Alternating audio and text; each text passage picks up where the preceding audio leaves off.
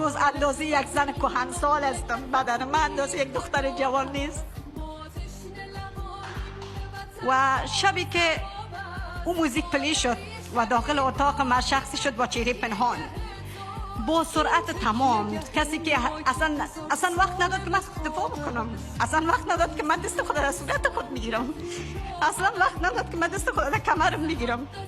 اونا به بوکس لغت مرا زد، یادم نمیره.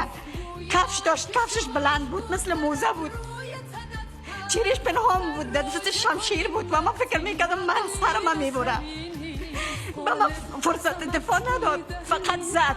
دلیل نداشت، دلیلش به خاطر جنسیتم، به خاطر از اینکه من حق خودم میخواستم، به خاطر از اینکه من یک دختر بودم، به خاطر از اینکه من یک تاجیک بودم، به خاطر از اینکه من یک فارسی زبان بودم، به خاطر جنسیتم. اونا به حدی مرا زدن که من قبرغی خودم، قبرغیم شکست، زیر شکنجه طالب قبرغیم شکست، 3 زول قبرغیم شکست و من نفس کشیدن نتونستم و نفسم بند شد و من تا نمیتونستم بگویم که لطفاً استاپ.